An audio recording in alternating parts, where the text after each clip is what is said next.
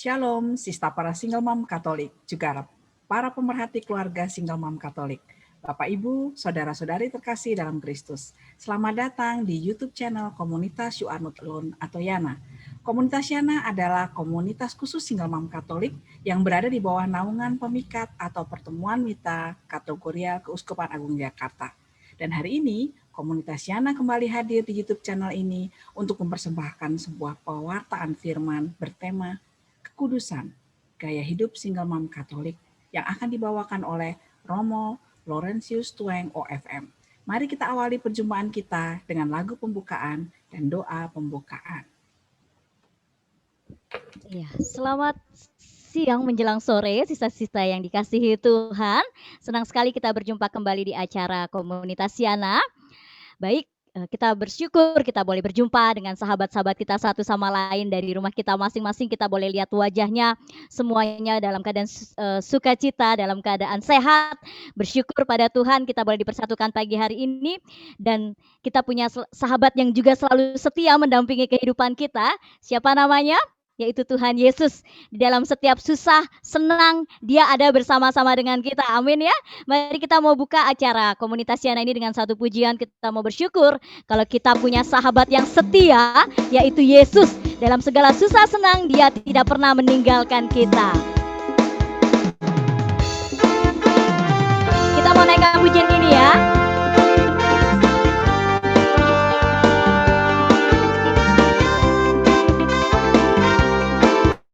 Sama-sama kita mau katakan ada satu sobatku. Ada satu sobatku yang setia, tak pernah dia tinggalkan diriku saat kita sedih, di waktu aku susah, waktuku sendirian. Dia selalu menemani diriku. Sekali lagi ada satu sobat kita. Ada satu sobatku yang setia, tak pernah dia tinggalkan diriku. Di waktu aku susah, waktuku sendirian, Dia selalu menemani diriku. Kita katakan bersama namanya Yesus. Namanya Yesus, namanya Yesus, nama Yesus yang menghibur hatiku. Siapa namanya?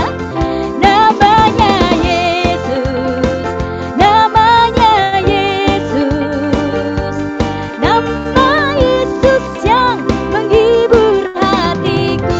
Sekali lagi kita berikan tepuk tangan sekali lagi buat Tuhan.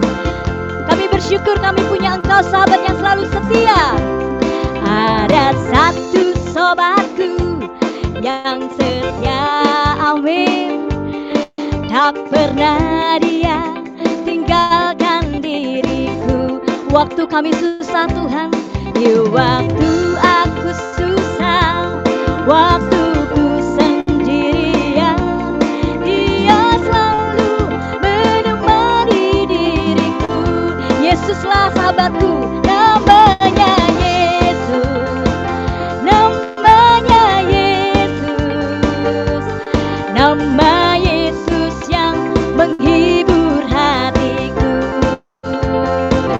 Namanya Yesus, namanya Yesus, nama Yesus yang menghibur hatiku. Sekali lagi lambaikan tanganmu. Ya Yesus, mari lambaikan tangan kita. Namanya Yesus, amin. Nama Yesus yang menghibur hatiku. Terima kasih Tuhan. Namanya Yesus, namanya Yesus, nama Yesus yang menghibur hatiku. Nama Yesus, nama Yesus yang menghibur hatiku. Sekali lagi katakan, nama Yesus yang menghibur hatiku. Amin. Kita punya sahabat yang selalu setia, yang tidak pernah meninggalkan kita, yaitu Tuhan Yesus. Mungkin kalau sahabat kita di dunia seringkali ngecewain kita, tetapi satu hal sahabat kita, yaitu Tuhan Yesus tidak pernah sekali-kali ngecewain. Atas nama Bapa dan Putra dan Roh Kudus, amin. Selamat siang Bapa di surga, Bapa pencipta langit dan bumi, Bapa yang maha pengasih dan penyayang, Bapa yang maha adil, Bapa yang maha kuasa. Terima kasih ya Bapa, bila hari ini kami semua bisa kembali berkumpul bersama dalam keadaan sehat dan baik. Kami tahu Bapa, ini semua karena kasih karunia-Mu. Bapa di dalam surga, terima kasih hari ini Engkau telah menghadirkan Romo Tueng untuk memberkati kami yang tergabung dalam komunitas Yana dengan pengajaran kekudusan gaya hidup single mom Katolik. Bapa, kami mohon urapan-Mu tercurah atas Romo Tueng. Apapun yang keluar dari bibir Romo Tueng, biar semuanya berasal daripada-Mu saja. Roh Allah, Roh Kudus, bajaklah setiap hati daripada kami agar menjadi tanah yang subur. Biar setiap benih firman yang ditaburkan Romo Tueng jatuh di tanah yang subur, berakar, bertumbuh, dan bisa kami terapkan dalam kehidupan kami sebagai single mom. Bapa, kami semua yang hadir di sini mau bersatu hati Bapa, dan kami terus berjuang menjadi pelaku firman-Mu, karena Engkau adalah Tuhan dan Raja yang berkuasa di dalam hidup kami. Bapa yang maha baik, kami juga memohon campur tangan-Mu. Berkatilah setiap peralatan, perlengkapan multimedia, jaringan internet, sarana Zoom, laptop, dan HP. Berilah kelancaran agar kami semua bisa mendengar. Bapa, kami sungguh imanin hadirat-Mu mengubah hidup setiap daripada kami. Roh Allah, Roh Kudus, bekerjalah dari awal, pertengahan, hingga akhir. Kami rindu dan kami mau duduk diam mendengarkan firman daripada-Mu. Dan Roh Kudus, bantulah kami, karena kami juga tahu bahwa kesanggupan kami adalah pekerjaan Allah. Kemuliaan kepada Bapa dan Putra dan Roh Kudus, seperti pada permulaan, sekarang, selalu, dan sepanjang segala abad. Amin. Atas nama Bapa dan Putra dan Roh Kudus. Amin. Selamat sore Romo Tueng, selamat datang di komunitas kami, komunitas Yana, komunitas Single Mom Katolik. Oke, tak kenal maka sayang. Jadi kami mau sayang Romo Tueng, jadi kami mau perkenalkan Romo Tueng dulu kepada ini ibu-ibu yang cantik. Oke, ada 62 ibu-ibu Romo. Iya, luar biasa. Oke, luar biasa ya. Jadi Romo Tueng, saya biasa panggil Romo Tueng, nama lengkapnya Romo Laurentius Tueng OFM. Beliau anggota Tarekat Ordo Fratrum Minorium atau Ordo Saudara-saudara Dina, gitu ya Romo ya. Iya, betul. Nah, pendiri Ordo OFM ini adalah Santo Fransiskus dari Assisi. Nah, Romo Tueng sudah 27 tahun sebagai seorang imam OFM, luar biasa nih Romo. Nah, saat ini Romo bekerja sebagai ekonom untuk Provinsi OFM untuk seluruh Indonesia, gitu ya Romo ya. Nah, Romo Tueng ini berasal dari Lembata di dekat Larantuka, gitu ya Romo ya. Kapan-kapan kita mesti pergi siarah bareng sama Romo di sana nih, gitu ya. Lembata juga terkenal dengan tenunnya yang cantik-cantik. Oke, saya serahkan kepada Romo. Silakan untuk membawakan acara sore ini. Mari silakan Romo.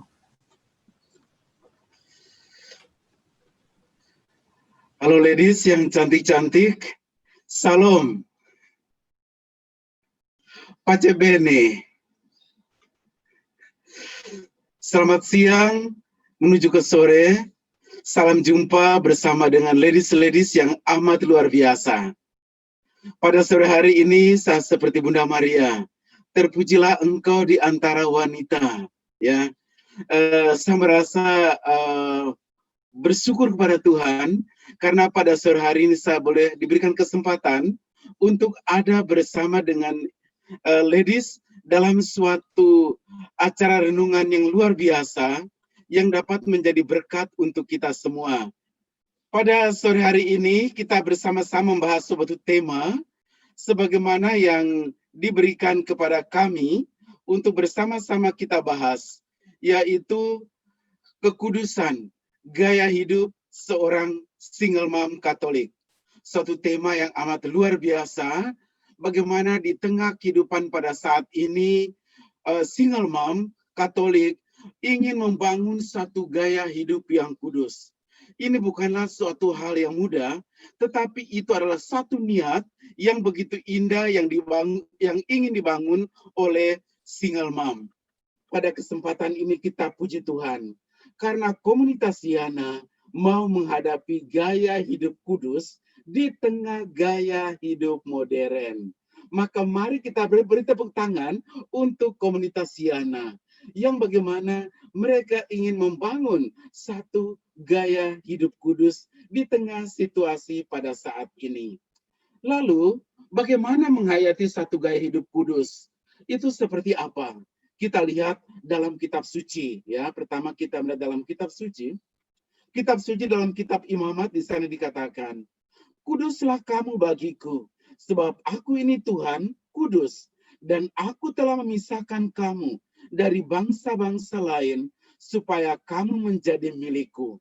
Kata-kata ini memperlihatkan kepada kita, ladies, yaitu bahwa Tuhan itu bawa orang Israel keluar dari Mesir.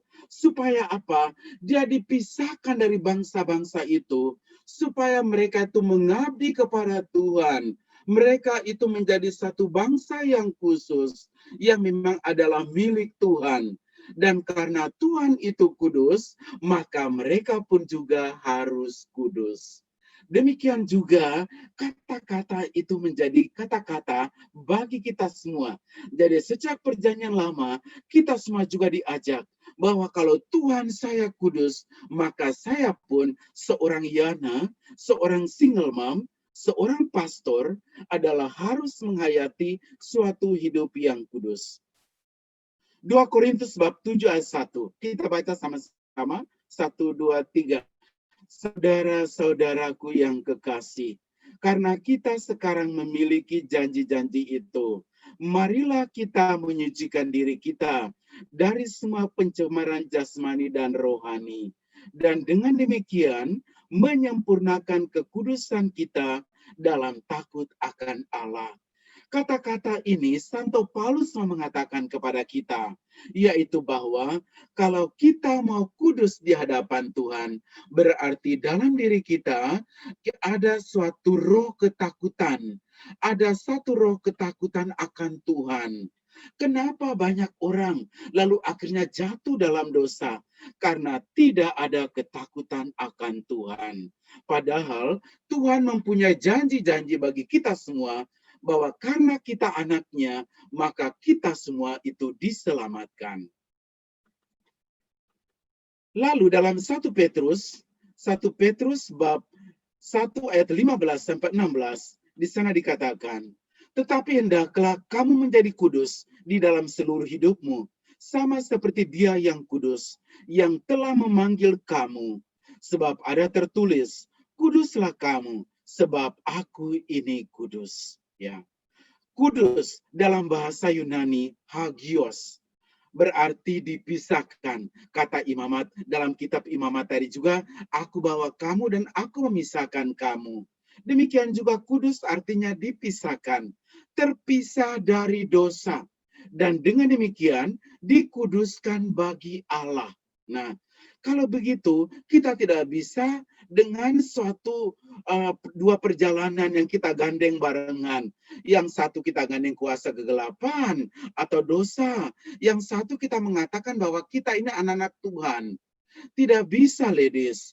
Kenapa? Kalau kita sudah mengatakan bahwa saya anak Tuhan, itu berarti yang ini harus saya pisahkan. Dengan demikian, saya sungguh menjadi anak Tuhan. Suatu makna yang menjelaskan tentang kualitas yang diperlukan untuk berdiri bersama Allah dan untuk layak melayani. Berarti kekudusan adalah suatu kualitas dalam diri kita sebagai seorang single mom. Saya seorang single mom, tetapi saya itu kudus. Amin. Di luar itu orang mengatakan, oh janda ya, Waduh, janda hati-hati loh. Apalagi kalau dia ke pastoran, ketemu pastor, ibu WK itu mulai ketakutan. Janda ketemu pastor ya, hati-hati loh. Kok ketemunya terus? Akhirnya mereka pakai spy gitu ya. Utus ibu sapa datang ke pastoran. Perlunya apa nggak jelas, hanya untuk ngecek-ngecek. Kok negatif banget gitu loh ya, pandangan seperti itu. Tetapi pada sore hari ini, kita semua juga diajak untuk melihat bahwa apakah dia berkeluarga, apakah dia itu seorang hidup sendiri sebagai single mom, kita semua diajak untuk menghayati kekudusan.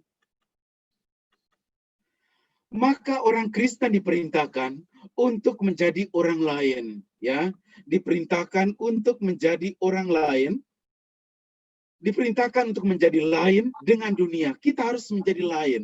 Ada di dunia, tetapi harus lain. Yesus berkata, ladies, yaitu bahwa mereka ada di dunia ini, tapi mereka bukan dari dunia ini. Ya, itu yang dikatakan oleh Yesus dalam Injil Yohanes ketika dia berdoa untuk kita semua supaya kita dijaga. Perintah ini dapat dipahami melalui nasihat Santo Paulus dalam suratnya kepada jemaat di Roma, bab 12 ayat 1-2. Karena itu saudara-saudara, demi kemurahan Tuhan, aku menasihatkan kamu, supaya kamu mempersembahkan tubuhmu sebagai persembahan yang hidup. Ya, jadi kita persembahkan tubuh kita, yang adalah seorang single mom. Saya single mom, tapi tubuh saya itu kudus. Saya persembahkan kepada Tuhan. Jadi kita persembahkan tubuh ini bukan hanya pastor, bukan hanya suster yang persembahkan diri mereka supaya mereka kudus, ya, tetapi kita juga sebagai seorang single mom, kita juga mempersembahkan tubuh kita bahwa saya seorang single mom, tetapi saya itu kudus di hadapan Tuhan. Amin. Jadi di situ amat menarik ya. Jadi persembahkan tubuhmu sebagai persembahan yang hidup, yang kudus dan berkenan kepada Tuhan. Sehingga kalau kita melihat yang janda-janda di sebelah sana, aduh kelihatan orang mengatakan, mungkin orang dengan kata-kata di luar gitu ya, aduh kelihatan genit banget gitu ya. Tapi kita adalah pengikut Yesus di mana kita menjadi single mom yang elegan. Kenapa? Karena kita menjaga kekudusan di hadapan Tuhan. Amin. Nah, inilah ladies yang penting untuk kita. Itulah ibadahmu yang tersejati. Jadi kalau saya menjaga kekudusan sebagai seorang single mom, itu adalah ibadat. Luar biasa ya single mom. Itu berarti bahwa dia punya nilai tinggi loh. Bahwa saya sebagai seorang single mom, tapi itu tidak berarti saya itu kurang. Enggak. Tidak ada yang kurang di sana. Sebab itu kalau engkau menjaga kudusan tubuhmu, maka itu ibadah di hadapan Tuhan. Jangan menjadi janganlah kamu menjadi serupa dengan dunia ini, ya. Tetapi berubahlah oleh pembaharuan budimu, sehingga kamu dapat membedakan manakah kehendak Tuhan, apa yang baik dan apa yang berkenan kepada Tuhan dan yang sempurna. Maka penting di situ kita bisa bedakan. Jangan sampai orang ngajak kita, yuk ke sana ikut. Yuk sekali-sekali ya kita have fun yuk. Kemana gitu ya. Tapi dugem dan sebagainya, ya narkoba. Waduh kalau seperti itu tentu mempunyai nilai yang agak amat negatif. Tetapi kita diajak, ladies, untuk bagaimana bisa membedakan. Kita jadi pengikut Yesus harus tahu mana yang baik karena kita adalah anak-anak Tuhan. Amin. Nah, itulah yang Paulus ajarkan kepada kita. Dalam Injil Matius bab 5 ayat 8 dikatakan, berbahagialah orang yang suci hatinya karena mereka akan melihat Allah, ya. Jadi di situ Tuhan Yesus menekankan tentang hati yang suci. Hati yang suci itu dia tidak gampang marah, ya. Dia tulisan yang saya tampilkan, perempuan yang marah, ya. Dikatakan perempuan marah itu cuma 5 menit aja marah. 23 jam, 45 menit setelah itu mereka cuma ngambek aja. Jadi ngambeknya itu lebih lama daripada dia itu marah. Jadi kita nggak tahu dia ini marah apalagi sebel atau kesel. Ya. Jadi kita diajak untuk apa? Hati yang suci. Karena apa? Segala kebaikan itu keluar dari hati yang suci. Coba lihat ya, ketua kamu ya, Ibu Helen. Dia itu kalau tersenyum, itu luar biasa. Itu amat cerah ya bagi kita yang melihatnya. Beri tepuk tangan dong ya untuk ibu ketua kita yang amat luar biasa ya. Dia kalau tersenyum tuh beda gitu loh. Saya baru bertemu Ibu Helen pertama kali, ladies. Itu waktu kami itu ziarah ke mana ya? Ke apa? Oh ya, ke Vietnam. Dan pada waktu itu saya melihat, wah, dia kok doanya apa ya? Tertata banget gitu. Dan dia itu kok nyanyi bagus gitu ya. Dan akhirnya saya juga mengatakan, kalau begitu sebelum kita mulai doa, silakan Ibu Helen pimpin lagu dulu. Waduh, luar biasa. Akhirnya saya tidak bisa pindah kalian hati, memakai dia selalu untuk membawakan puji-pujian rohani. Dan dia membawakan dengan senyum yang amat luar biasa. Beri tepuk tangan untuk ketua kita yang luar biasa ini. Nah, itulah ibu-ibu hal pertama yang ingin saya katakan, bagaimana kitab suci sungguh menekankan. Hal yang kedua yang ingin saya tampilkan pada saat ini, yaitu bagaimana seruan apostolik dari Paus Fransiskus tentang panggilan kekudusan pada zaman sekarang. Jadi ini dua hal yang ingin saya tampilkan. Yang pertama dari kitab suci, yang kedua yaitu dari seruan Paus Fransiskus, yaitu dalam Gaudete Exsultate, ya. Gaudete Exsultate. Nah, ladies, Gaudete et Exsultate itu artinya apa? Bersukacita dan bergembiralah. Kata-kata itu adalah penutup dari kutipan khotbah di bukit, ya. Sabda bahagia ada 8 sabda bahagia, dan pada akhir dikatakan bersukacita dan bergembiralah sebab upahmu besar di surga, ya. Berbahagialah dan seterusnya. Lalu Yesus tutup dengan kalimat ini, bersukacitalah dan bergembiralah. Dengan mengatakan ini, ladies, Paus berkata yaitu bahwa kita bersukacita dan bergembira. Nah, itu berarti yaitu bahwa bagaimana kita sebagai pengikut Kristus itu diajak untuk bersukacita. Jadi orang Katolik itu bersukacita. Jangan jadi orang Katolik tapi wajahnya itu andilau, ya, andilau. Artinya antara sedih dan galau, ya, kurang sukacita, ya. Jadi kita itu bersukacita. Sebab apa? Hati yang gembira adalah obat. Nah, jadi penting sekali kita itu memiliki sukacita dan kegembiraan di dalam kehidupan kita. Saya menjadi seorang single mom, tapi saya juga ada senyum, ya. Tapi jangan senyum-senyum sendiri. Nah, tapi perlu ada senyum, ya. Ketemu orang, halo, apa kabar? Aduh, senang ya. Kalau kita menyapa dengan senyum, itu tentu orang juga amat luar biasa, ya. Jangan orang menyapa kita tapi wajah kita itu kurang senyum, ya. Kayak garis datar. Halo, apa kabar? Apa-apaan menyapa. Kamu lagi mau-maunya, ya. Nah, kata-kata kita kurang bagus, ya. Jadi penting itu senyum. Senyum adalah lengkungan yang meluruskan banyak hal. Orang kalau tersenyum, itu pasti dunia bersukacita. Amin. Nah, dengan kata-kata ini, bersukacita dan bergembiralah, atau dengan seruan apostolik ini, Paus ingin supaya kita menjadi orang suci dan tidak puas dengan keberadaan yang hambar dan biasa-biasa saja. Jangan jadi orang Katolik, tapi biasa-biasa saja. Datang ke gereja lurus ke depan. Ya, lihat pastor, lalu setelah misa selesai orang salam damai, juga nggak ada senyum-senyumnya, ya. Lurus banget. Selesai gereja, komuni pulang ke tempat parkir, langsung pulang ke rumah, ya. Kurang ada senyum, sapa, salam, ya. Hambar.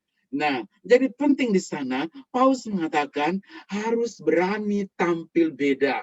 Maka bagaimana kita single mom, tetapi single mom yang harus berani tampil beda. Amin. Nah, inilah, maka jangan kita biasa-biasa saja. Inilah yang Paus ingin katakan kepada kita. Maka Paus mengambil sabda Yesus pada saat khotbah di bukit ini sebagai seruan bagi kita semua orang modern, single mom, guna mengusahakan kekudusan di dalam hidup sehari-hari. Nah, oleh karena itu, ladies, ya, Paus dalam seruan apostolik Gaudete Exsultate menawarkan kepada kita ada 5 jalan untuk menuju kepada kekudusan. Untuk sampai pada kekudusan itu ada 5 jalan. 5 jalan itu apa, ladies? Ya, 5 jalan itu apa? Yaitu yang pertama, yaitu bahwa kekudusan berarti bahwa kita menjadi diri sendiri. Kalau tadi dalam kitab suci itu kita diajak untuk bagaimana ya jangan menjadi serupa dengan dunia ya, tetapi kita harus berubah menjadi manusia baru. Kalau dalam seruan ini Paus itu memberikan pada kita tuh hal yang konkret dan itu menarik, ladies, untuk bagaimana kita itu menjadi orang kudus. Yang pertama, menjadi kudus artinya kita menjadi diri kita sendiri. Paus menawarkan kepada kita banyak contoh kehidupan yang dia ambil yaitu dari orang-orang kudus. Dia mengatakan orang-orang kudus itu berdoa bagi kita dan memberikan teladan mengenai hidup kita. Bagaimana supaya kita itu hidup? Itu dari orang kudus. Tetapi kita tidak perlu ya menjadi penggalan atau salinan dari orang-orang kudus. Kita tidak perlu. Kita perlu di sana untuk menjadi diri kita sendiri. Jadi Paus mengatakan, oh iya orang kudus itu seperti ini ya. Oh pendiri saya adalah Santo Francis dari Assisi. Aduh dia itu gembel banget. Aduh bajunya itu compang-camping. Lalu apakah dalam kehidupan saya pada saat ini juga saya harus compang-camping? Ya tentu tidak, ladies. Jadi kita jangan menjadi penggalan atau salinan. Tetapi kita harus menjadi diri kita sendiri. Setiap orang percaya perlu membedakan jalan sendiri. Lalu dia memunculkan yang terbaik dari dirinya sendiri. Jadi itu yang Paus katakan kepada kita, bagaimana saya itu lalu munculkan terbaik untuk bagaimana menjadi kudus dari dalam diri saya sendiri, ya. Misalnya, saya menjadi kudus itu dengan cara menjadi seorang lawyer. Saya kerja di perusahaannya BCA, ya. Atau saya itu menjadi seorang dokter. Atau saya menjadi seorang bekerja di dunia entertain dan sebagainya. Atau apapun juga, ya. Jadi, dengan hidup seperti itu, lalu bagaimana memunculkan yang terbaik untuk saya menjadi kudus dengan cara tersebut. Nah, yang dimaksudkan para ladies dalam kata-kata Santo dari Paus ini, yaitu bahwa Tuhan telah memilih kita masing-masing untuk menjadi kudus dan tak bercela. Nah, yang dimaksudkan ya dengan surat ini, yaitu menurut Paus adalah orang-orang kudus tidak hanya yang ada dalam kitab suci, tetapi juga adalah orang-orang yang dekat dengan kita, yang hidupnya mungkin tidak selalu sempurna, tetapi bahkan di tengah kesalahan dan kegagalan, mereka terus bergerak maju dan terbukti menyenangkan Tuhan. Nah, itu yang menarik, ladies. Jadi bagaimana hal menarik yang dikatakan di sana, yaitu bahwa mereka itu orang kudus, tapi mereka juga ada kegagalan yang dialami dalam perjalanan mereka. Contoh ya, Santo Petrus. Santo Petrus, dia lalu menjadi paus kita yang pertama, ya, pemimpin gereja pertama. Tetapi bukan berarti dia tidak punya kesalahan. Dia juga berkata, dia orang yang menyangkal Yesus, ya. Jadi mereka ini juga punya kekurangan, ya, punya kekurangan di sana. Santo Fransiskus dari Assisi, dia berkata, ya, kepada kita semua, ya. Dia berkata, yaitu bahwa Tuhan telah mengajarkan kepadaku apa yang harus kulakukan. Semoga Dia mengajarkan juga kepadamu apa yang harus kamu lakukan. Oleh karena itu, para kudus mendorong dan menemani kita. Karena kita mempunyai banyak saksi ya, dalam kitab Ibrani ya. Ibrani di sana dikatakan, karena kita mempunyai banyak saksi, bagaikan awan yang mengelilingi kita. Marilah kita menanggalkan semua beban dosa yang begitu merintangi kita dan berlomba dengan tekun dalam perlombaan yang diwajibkan bagi kita. Jadi di sini mau ditunjukkan kepada kita semua, yaitu bagaimana dalam perjalanan kita ada suatu usaha untuk bagaimana kita membangun kekudusan. Seperti saya katakan tadi, yaitu bahwa Santo Fransiskus dari Assisi berkata, Tuhan telah mengajarkan kepadaku apa yang harus kulakukan. Semoga Dia mengajarkan juga kepadamu apa yang harus kamu lakukan. Nah, para ladies, kita melihat, maka ketika dunia itu menjadi terlalu maskulin, Tuhan juga membangkitkan banyak wanita kudus untuk mencerminkan salah satu sisi utama kekudusan ilahi. Jadi luar biasa, yaitu yang menjadi orang kudus, itu bukan hanya laki-laki, tapi betapalah banyak wanita-wanita kudus pada saat ini, yang ingin Tuhan katakan, yaitu bahwa mereka juga menjadi orang-orang yang mengubah wajah gereja yang terlalu maskulin. Ya, contoh seperti Teresa dari Avila, atau juga Santa Teresa dari Kanak-kanak Yesus, dan sebagainya. Ya. Tidak hanya wanita kudus, tetapi juga bahkan semua wanita, meski tidak dikenal dan terlupakan, masing-masing dengan caranya sendiri, mendukung dan mengembangkan keluarga dan masyarakat, melalui kekuatan kesaksian mereka yang tersembunyi namun nyata. Jadi dengan kata-kata ini, Paus ingin mengatakan kepada kita, yaitu bahwa bagaimana saya sebagai seorang janda, saya seorang single mom, saya itu didik anak sendirian sampai sukses menjadi seorang ibu. Itu adalah suatu kesaksian hidup yang luar biasa. Itu yang pertama. Jadi yang pertama, ladies, yaitu bagaimana menjadi kudus. Kekudusan berarti kita menjadi diri sendiri. Jadi bukan ladies harus menjadi orang lain, tapi saya menjadi kudus itu dengan menjadi diri saya sendiri. Saya menjadi kudus sebagai seorang Widya. Saya menjadi kudus sebagai seorang Fani. Saya menjadi kudus dengan seorang Dewi dan sebagainya. Melalui diri saya itu menjadi orang kudus. Amin. Yang kedua, yaitu kehidupan sehari-hari dapat memimpin kita kepada kekudusan. Jadi kehidupan sehari-hari memimpin kita kepada kekudusan.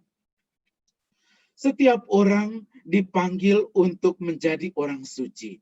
Kita semua dipanggil menjadi orang kudus, menjadi orang suci. Sebagai seorang imam, saya dipanggil menjadi orang suci. Ladies semua dipanggil dalam membangun keluarga. Di situ juga dipanggil untuk menjadi orang suci. Sehingga Paus menyebut bahwa kita ini sebagai saints next door, ya. Yang perlu kita lakukan adalah menjalani kehidupan kita dengan cinta dan memberikan kesaksian tentang Tuhan dalam semua yang kita lakukan.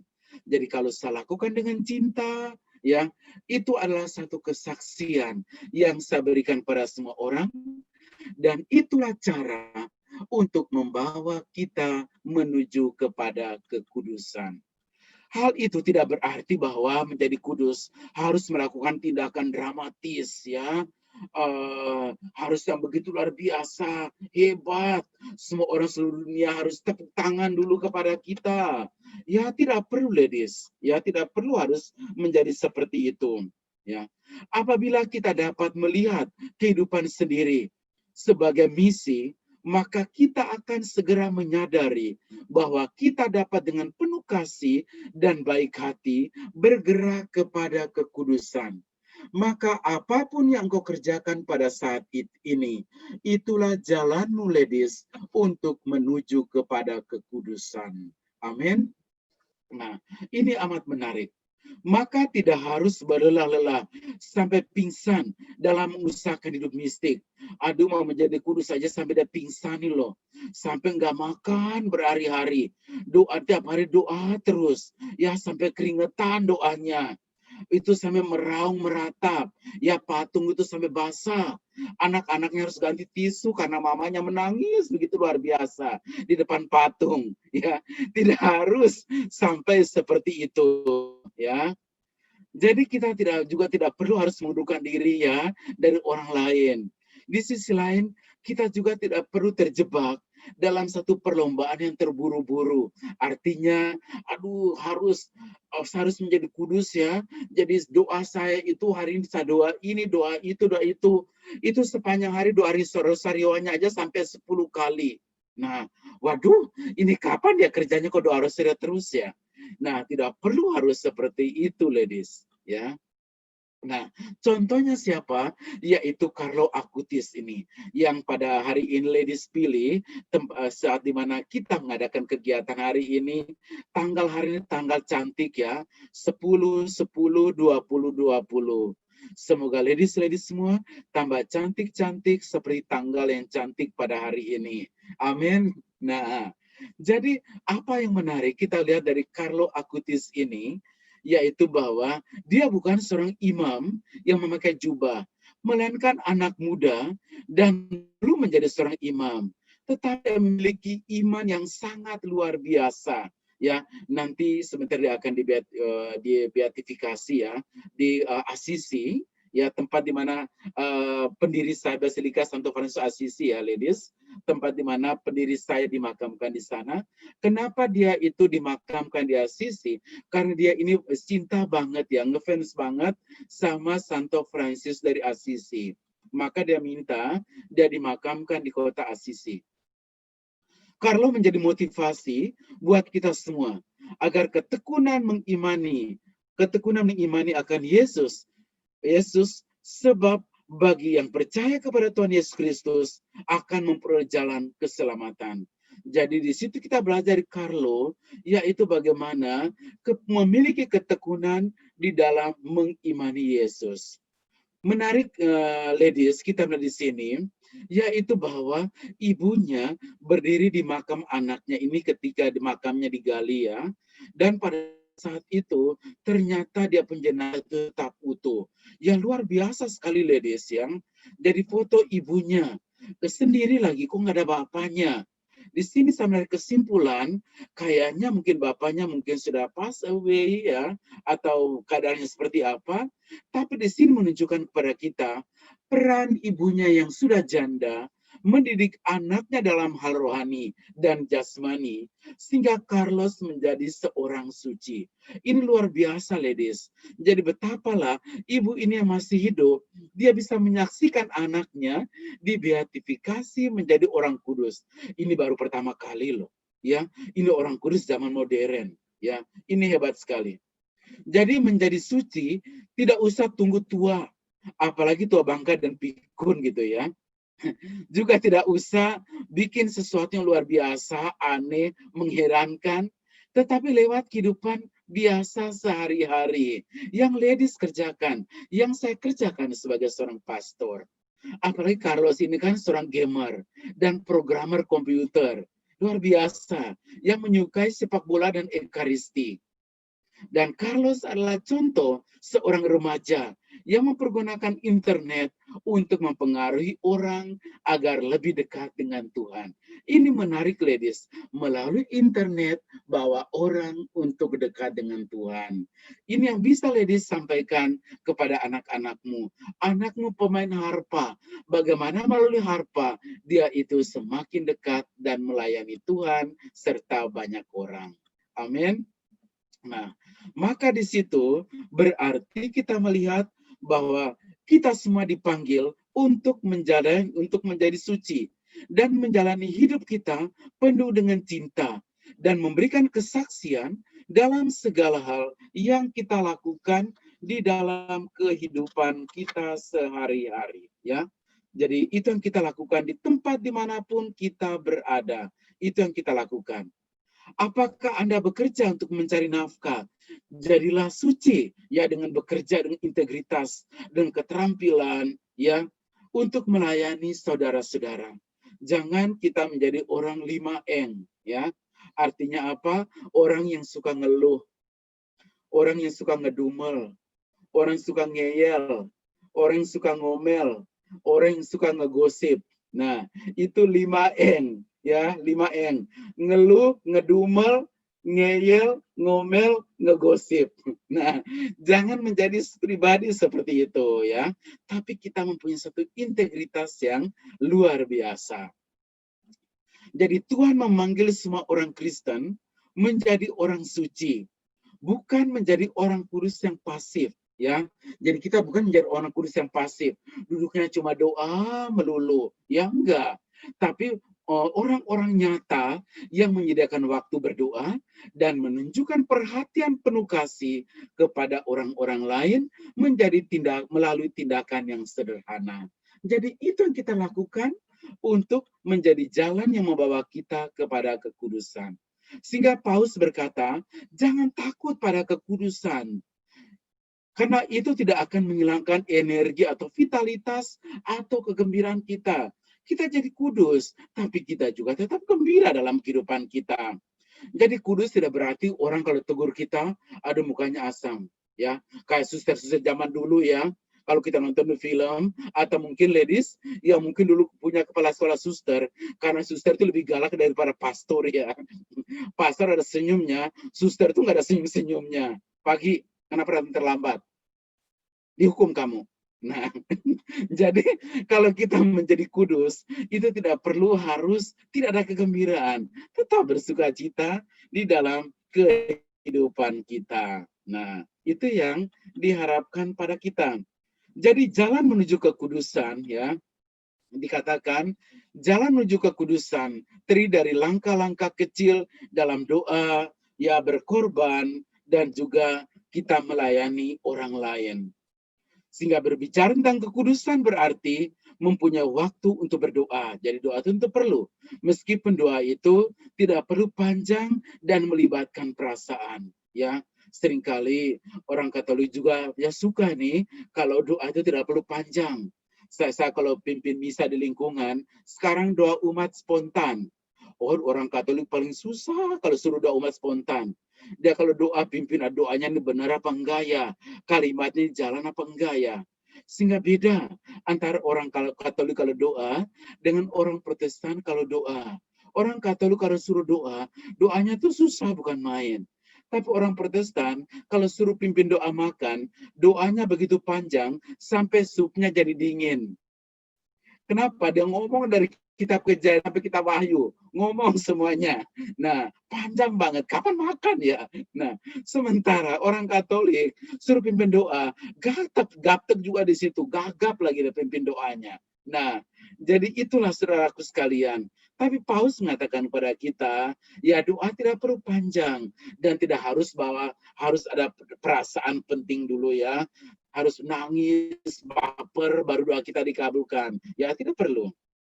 Sehingga kesucian yang Tuhan inginkan pada Anda akan tumbuh melalui hal-hal yang kecil. Ya, jadi hal-hal yang kecil, tapi kita lakukan secara luar biasa. Amin. Nah, jadi kekudusan, ladies sekalian, bukan tentang pingsan pada misa. Paulus mengatakan di situ ya. Jadi bukan berarti bahwa dia harus pingsan ya pada saat misa. Begitu Ekaristi dia pingsan gitu. Lalu aduh luar biasa konsentrasi dia lihat hosti pingsan. Lalu orang mengatakan kok pingsan? Ya saya lihat hosti lalu saya lihat Yesus melayang-layang di sana. Coba kita bawa ke dokter jangan-jangan dia halu. Nah, oleh karena itu saudaraku sekalian, ya, jadi bukan soal kita pingsan pada misa, tetapi adalah tentang mengenali dan melayani ya Tuhan dalam orang-orang yang lapar, ya, orang-orang asing, orang-orang yang telanjang dan miskin dan sakit. Itulah bagaimana kekudusan itu kita wujud nyatakan di dalam kehidupan kita sehari-hari. Yang ketiga, ladies, Paulus mengatakan kita perlu menghindari dua kecenderungan utama, yaitu gnostisisme dan pelagianisme. Itu artinya apa, ladies ya? Aliran ini. Dua aliran ini yang mau mengatakan kepada kita, yaitu bahwa Gnostisisme adalah paham yang menolak suatu tindakan, amal, atau perbuatan baik. Jadi yang pentingnya itu bahwa kita punya pengetahuan itu banyak, ya. Jadi dia tuh tahu banyak gitu loh, tapi nggak pernah diwujud nyatakan dalam perbuatan baik. Dia tuh hanya taunya doang, ngejelasin doang, ondok gitu loh.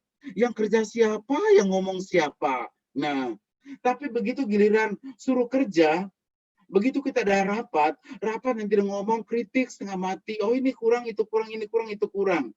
Tapi yang kerja orang lain, tapi dia hanya bahwa intelektualnya aja yang luar biasa. Nah, jadi jangan sampai, Paus mengatakan, jangan sampai kita menjadi orang begitu sok tahu gitu loh. Itu yang dari aliran Gnostisisme itu. Lalu Pelagianisme, nah Pelagianisme itu juga dihindari, harus dihindari. Yang mau mengatakan yaitu bahwa keselamatan itu kita capai melalui usaha kita sendiri. Jadi nggak perlu kita itu butuh rahmat Tuhan. Rahmat Tuhan nggak penting karena gue sendiri juga kuat banget gitu loh. Nah, jadi itu ada dua kecenderungan. Nah, untung dua kecenderungan tidak ada di antara dua gadis yang ada di foto ini.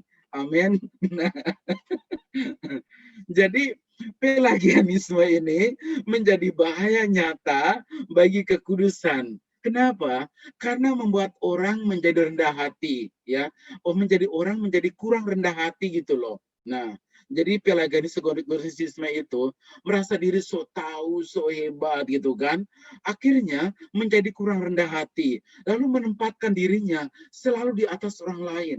Dia itu lebih terus, ya, nggak mau ngalah, nggak menerima pendapat orang lain, dan tidak sampai dia tidak mengakui kehadiran rahmat Tuhan di dalam kehidupannya.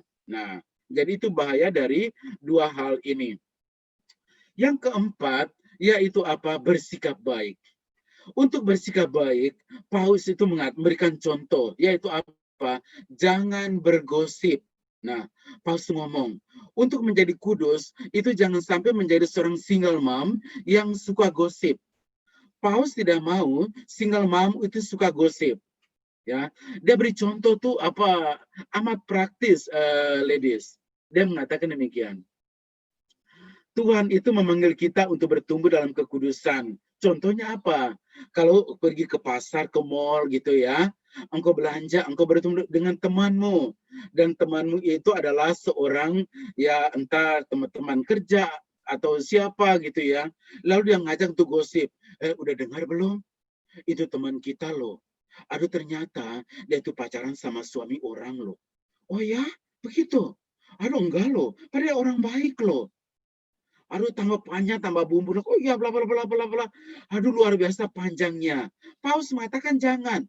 Kalau temanmu ngajak gosip, maka engkau berkata, waduh sorry ya, saya buru-buru nih, jadi saya nggak bisa deh. Nah, jadi kita bisa menghindari. Jangan turut nimbrung. Jangan orang ngajak gosip, kita turut nimbrung. Seringkali kita suka juga nimbrung. Apa ya? Karena kita tuh keponya tinggi ya. Sering kalau kita karena kepo, akhirnya pingin juga untuk meneruskan kegosipan. Kata mereka, enak sih pastor, enak. Padahal udah dibumbu-bumbui sedemikian rupa. Nah, jadi kita menghindar. Lalu ketika engkau pulang dari pasar atau dari mall, sampai di rumah, lalu anakmu itu ya minta engkau, "Ma, tolong lagi ini belajar online, tolong dong dibantu ini seperti apa." Lalu engkau masih membantu anakmu. Setelah itu nanti malam, engkau berdoa rosario. Nah, itu adalah cara bagaimana engkau bersikap baik. Jadi sikap baik itu adalah apa? Bahwa menghindari gosip. Bersikap baik adalah sekalipun engkau ada kesibukan, tetap bantu anakmu. Engkau itu punya pengorbanan dan kesabaran yang begitu luar biasa. Sekalipun engkau itu lelah. Itu yang mau Paus katakan kepada ladies semua. Engkau lelah, engkau kerja keras, tapi engkau tetap sabar. Nah, itu yang Paus mau katakan kepada kita semua. Lalu dia mengatakan hati-hati juga untuk masuk dalam kegiatan online. Kenapa, ladies?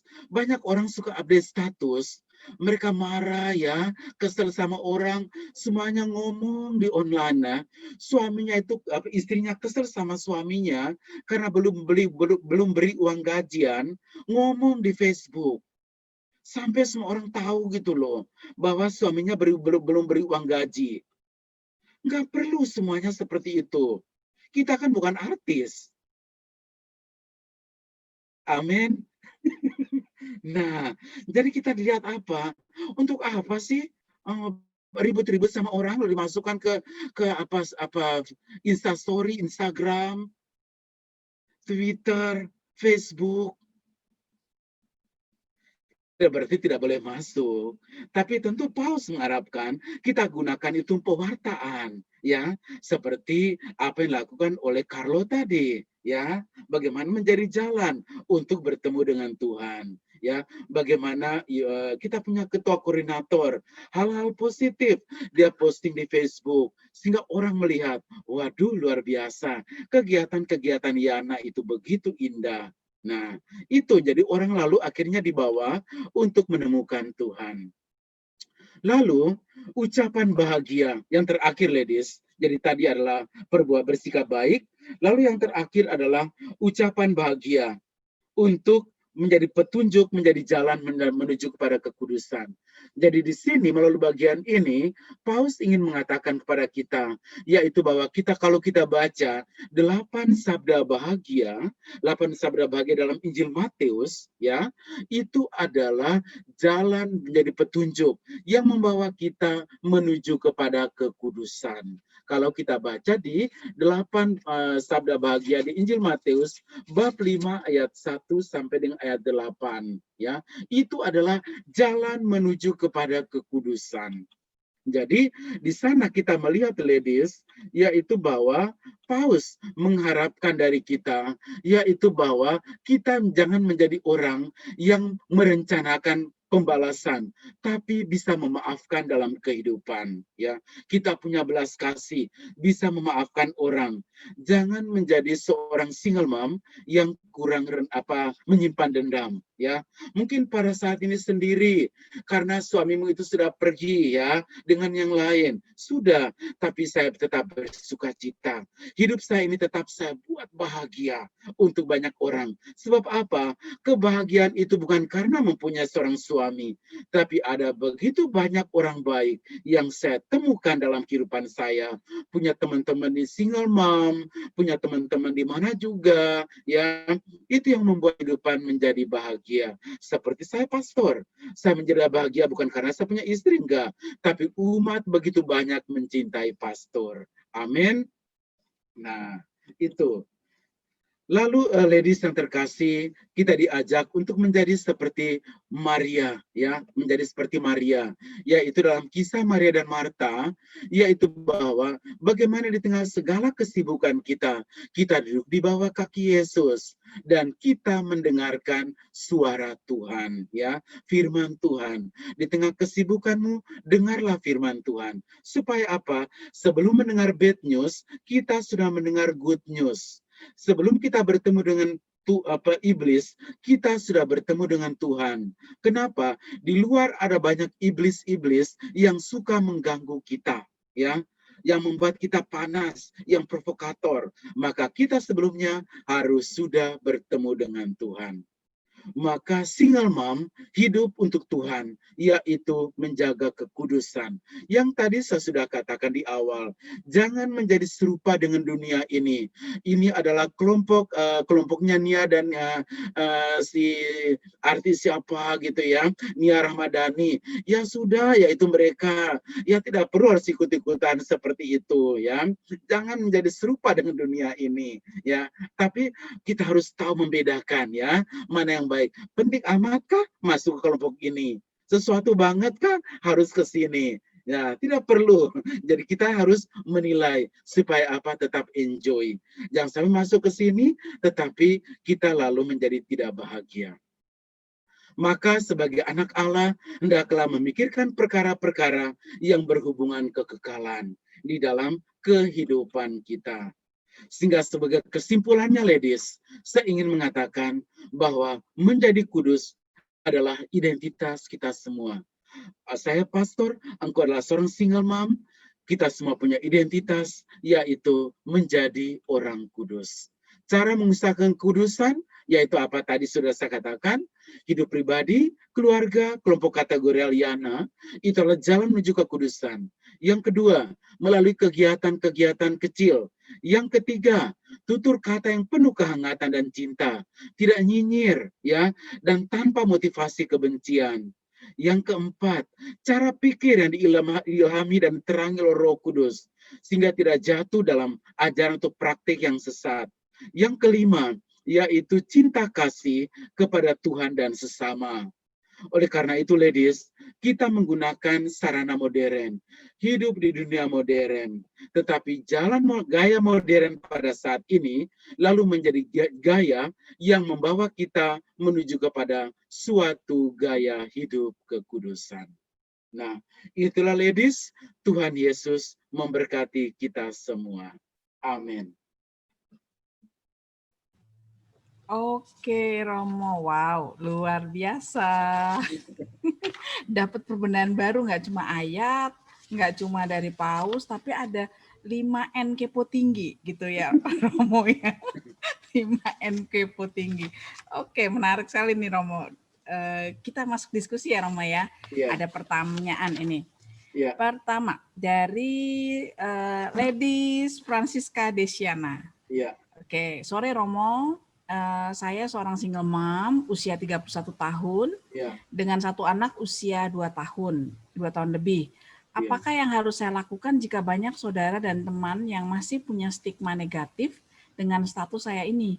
Saya berusaha tetap sabar dan hidup positif bersama anak saya. Terima kasih, Romo Tuhan yang baik hati. Betul. Ladies, jadi di situ harus sadar, yaitu bahwa saya itu hidup dengan diri saya sendiri. Saya itu tidak terpengaruh oleh orang lain. Mereka itu kayak awan yang gelap gitu loh. Bahwa dia turun menjadi hujan, itu tidak harus tergantung saya. Kenapa sih saya harus terpengaruh pada awan-awan itu? Enggak perlu. Jadi engkau harus berbahagia dengan dirimu sendiri. Bahwa saya itu akan menjadi, itu adalah lingkungan. Bahwa hidup saya itu, saya harus berbahagia dengan saya punya pilihan.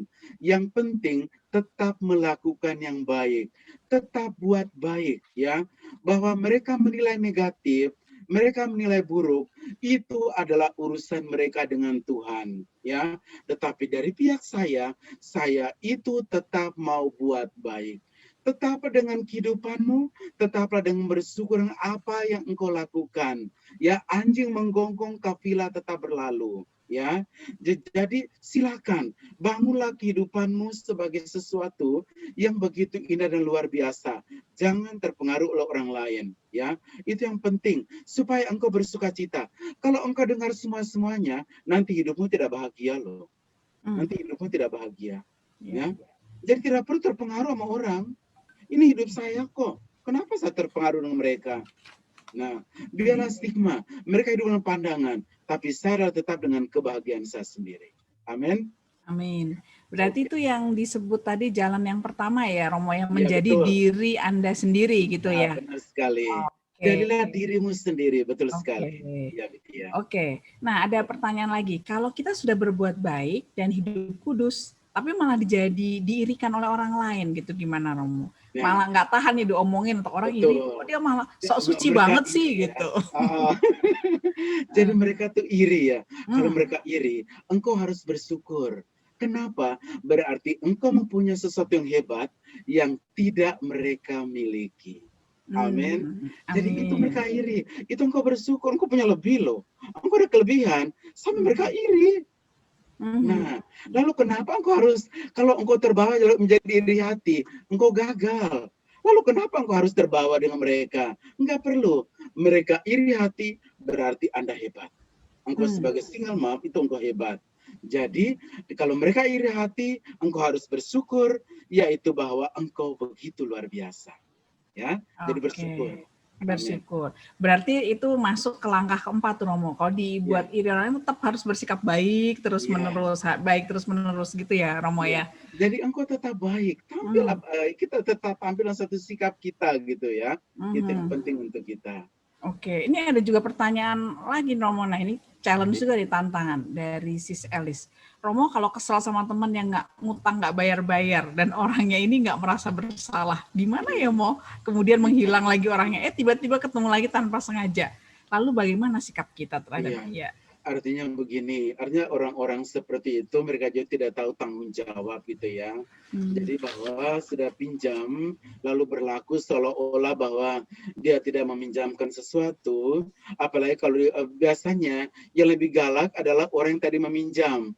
Orang yang tadi yang dipinjamkan gitu ya. Saya yang beri pinjaman, saya lebih lunak. Tapi dia yang tadi pinjam uang pada saya, ketika saya tagih, galakan dia. Ya, hmm, seringkali bisa terjadi seperti itu juga gitu ya. oke. Seringkali terjadi seperti itu. Nah, berhadapan seperti itu ketika mungkin bertemu dalam satu pertemuan, lalu coba cari tempat untuk tidak mempermalukan dia gitu depan umum. Kembaliin pinjaman dong. Lu gimana sih? Lu pinjam duit gua kagak kembaliin. Lu nggak punya perasaan ya? Gue juga butuh loh. Nah, tidak harus mempermalukan dia. Tapi mungkin cari tempat yang agak sedikit terpisah. Aduh begini, saya itu butuh loh. Jadi saya mengharapkan kamu tolong juga memikirkan waktu itu saya apa ya saya meminjamkan uang pada kamu, ya memang saya juga sadar bahwa itu adalah suatu saya sadar bahwa kamu butuh, tapi sekarang saatnya saya juga butuh. Maka penting saya juga mengharapkan pada kamu untuk tolong mengerti keadaan saya pada saat ini. Maka saya mengharapkan padamu ya untuk menyadarkan orang seperti itu ya, untuk bagaimana dia itu mengingat apa yang menjadi tanggung jawab dari dia untuk mengembalikan. Saya tidak tahu apakah jumlah itu besar apa kecil ya.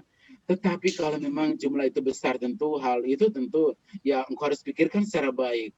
Tetapi kalau misalnya ya mungkin itu tidak seberapa sementara pekerjaanmu juga luar biasa, ya mungkin hitung-hitung apakah itu dapat menjadi satu berkat yang dapat engkau berikan kepada dia.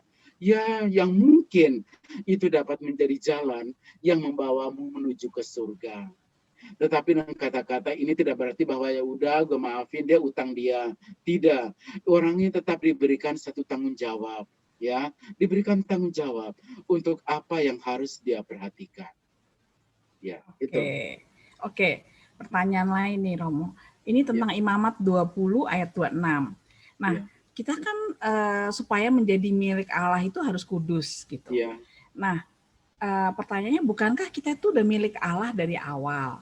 Terus ya. jadi bisa nggak berarti suatu saat dalam perjalanan ini kita bisa nggak jadi milik Allah ya Romo ya? Kalau Betul. kita nggak kudus gitu. Iya, Heeh. terima kasih untuk pertanyaan yang bagus. Berhadapan dengan single apa ya, ladies yang cantik-cantik, pertanyaan mereka juga secantik wajah mereka ya, luar biasa. Jadi Tuhan itu mengharapkan kita kudus. Dari awal memang kita itu sudah menjadi milik Allah. Tetapi karena dosa, ya, karena dosa Adam, dosa manusia pertama, lalu itu menjadi suatu bekas dan di mana dalam perjalanan kita selanjutnya juga kita itu jatuh dalam dosa. Tetapi kita juga harus berjuang. Berjuang untuk apa? Tetap setia di dalam kekudusan itu. Sebab kita juga sadar bahwa kita hidup di tengah dunia, memang kita adalah milik Allah, dan kalau milik Allah kita seharusnya kudus. Tetapi nyatanya kita hidup di tengah dunia di mana ada begitu banyak tawaran, godaan, yang pada akhirnya membuat kita itu menjadi tidak kudus. Oleh karena itu, hidup di tengah dunia ini adalah perjuangan untuk membawa kita menuju pada kekudusan. Jadi kita tak berjuang bahwa saya anak Allah, betul. Tetapi bahwa kita itu anak Allah yang memang Tuhan menjadikan kita kudus. Tapi karena dosa membuat kita itu menjadi cacat. Dan nyata akhirnya pada saat ini pun ya entah ladies semua maupun saya, ya kita semua juga berjuang untuk bagaimana tetap setia menghayati kekudusan tersebut. Contoh seperti Santo Petrus tadi, ya, dia sebagai murid Yesus, tetapi dia itu juga menyangkal Yesus, tapi akhirnya dia itu bertobat.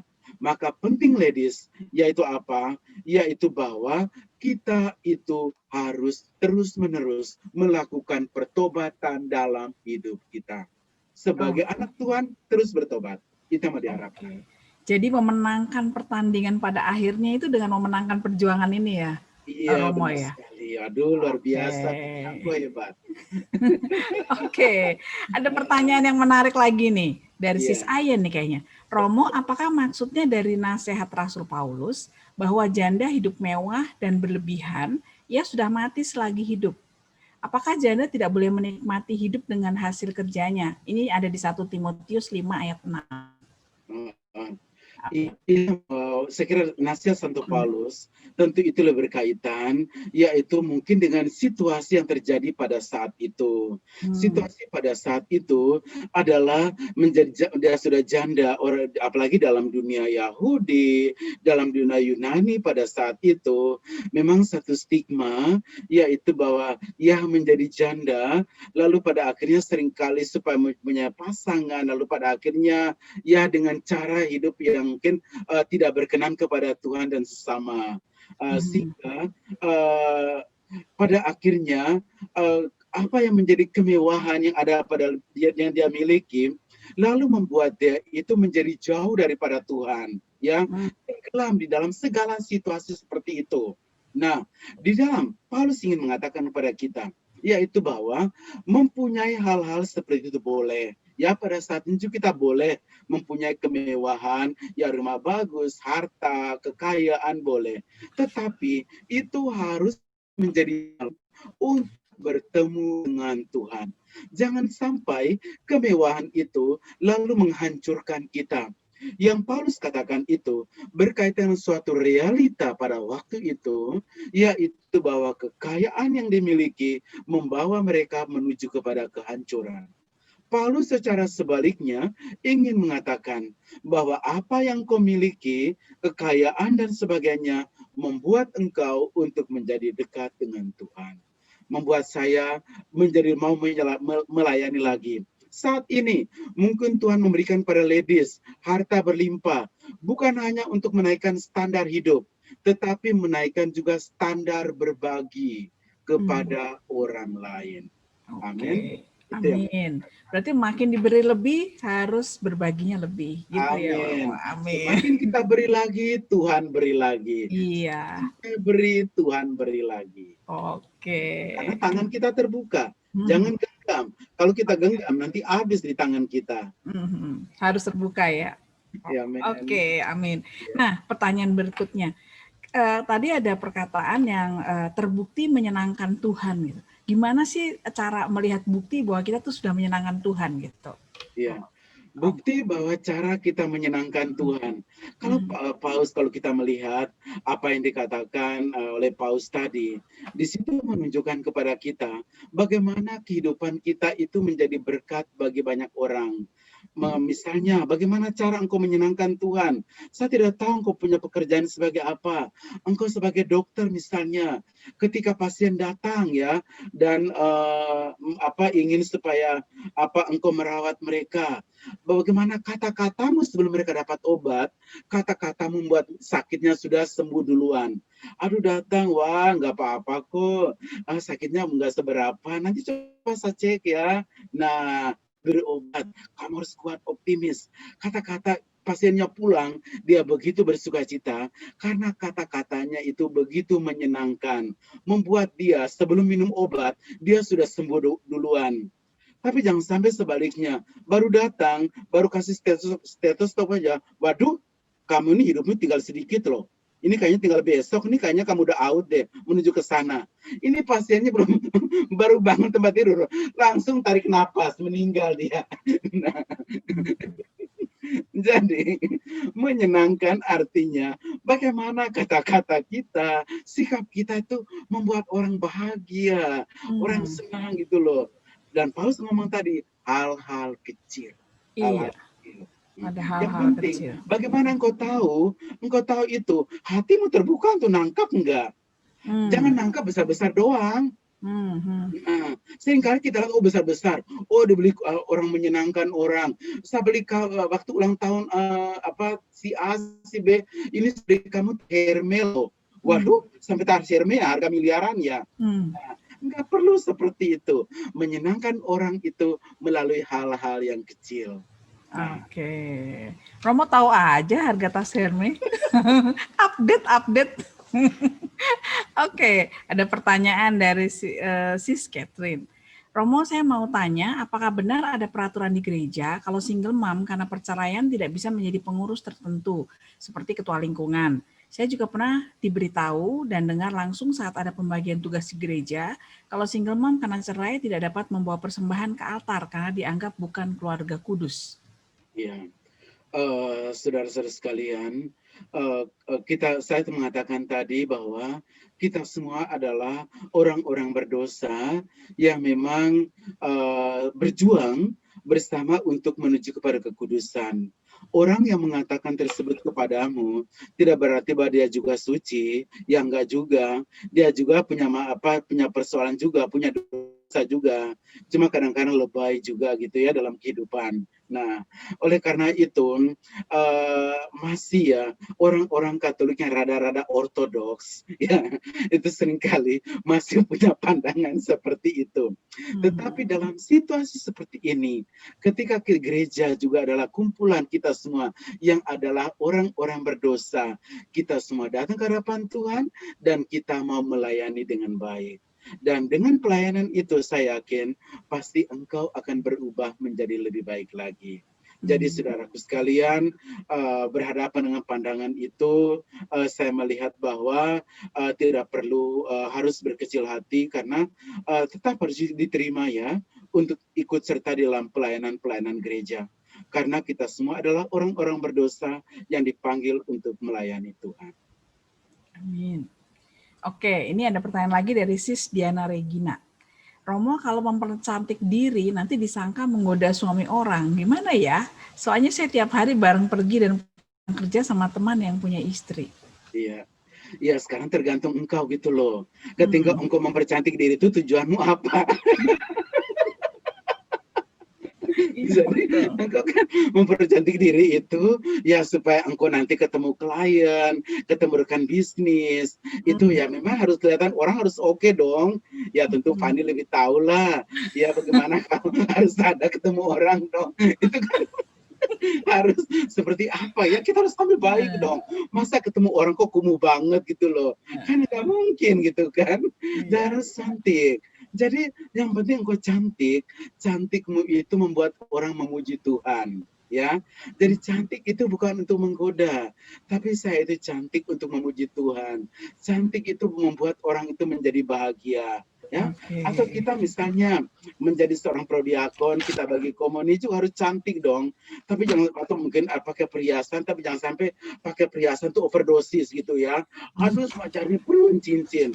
Kalau bagi komuni tubuh Kristus. Nah, supaya apa gitu loh. Itu begini-begini. Supaya lihat cincinnya dulu gitu ya. Nah, itu kan sesuatu yang berlebihan dan lebay gitu ya. Itu tidak perlu ya. Jadi saya melakukan sesuatu ya. Engkau cantik boleh. Tapi engkau juga ketika engkau jalan dengan temanmu yang sudah bersih tadi, dia puji engkau ya sudah. Yang penting engkau juga tidak punya maksud. Jadi selanjutnya apa nih? Nah, nggak perlu seperti itu ya. Bahwa ya dia dengan dunia dia sudah berkeluarga ya saya ya dengan tujuan saya yang baik, yaitu bahwa untuk kebaikan, kemuliaan Tuhan dan kebahagiaan sesama. Oke. Jadi ini luar biasa nih Romo, kecantikan untuk memuji Tuhan gitu ya. Amin. Wah, susah tuh ya. Nggak gampang dijalankannya. Oke, satu lagi pertanyaan. Persembahan yang hidup itu bagaimana Romo sebagai seorang single mom? Iya, persembahan yang hidup sebagai seorang single mom. Ya, tadi saya sudah katakan ya, bagaimana engkau punya hidup sebagai single mom adalah sebagai hidup yang memang berkenan pada Tuhan. Keletihan dan kelelahan mengurus anakmu, ya, ketika engkau kuat untuk berhadapan ya dengan orang-orang yang tadi gosip tentang engkau, tapi engkau tetap percaya diri, engkau tetap tampil baik. Ya, engkau punya keuletan untuk bisa menghalau semua badai dan gelombang itu, dan engkau tampil sebagai pemenang. Itulah suatu hal yang memang sungguh luar biasa dalam kehidupan. Jadi apa yang kau lakukan sebagai seorang single mom, itulah yang berkenan pada Tuhan. Oke, membuat sesuatu semuanya berkenan kepada Tuhan gitu ya Romo ya. Ya, betul. Oke, PR sekali itu Romo, nggak gampang. Ya, betul. Oke. Nah, jadi supaya kudus, pertanyaan berikutnya, boleh punya pacar nggak sih single mom itu supaya kudus? Atau kalau punya pacar kudus nggak gitu? Nah, Gimana tuh, Mo? Ya, artinya susah nih jawabnya, susah kayak Romo sebetulnya susah. Bahwa mempunyai yang engkau hidup, lihatlah kehidupanmu pada saat ini.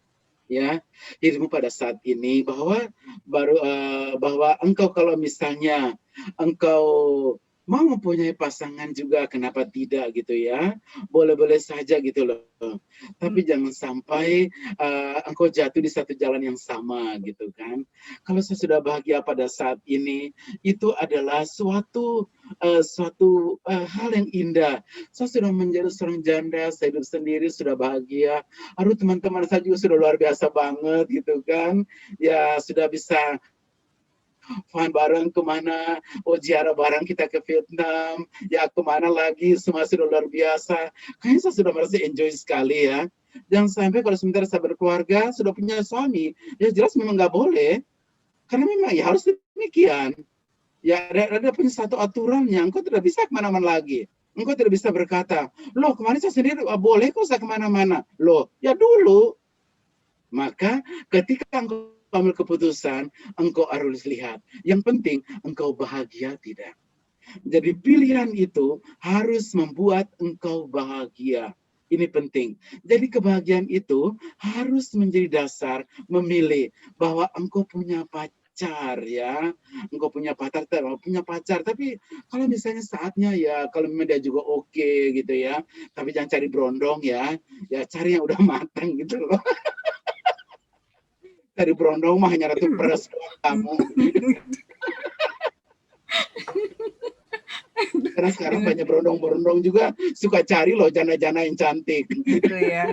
Soalnya udah jadi, nggak perlu mendidik ya, gitu. Bagi mereka udah jadi nih, udah nggak usah repot-repot lagi. Dia mah gaya udah kencang.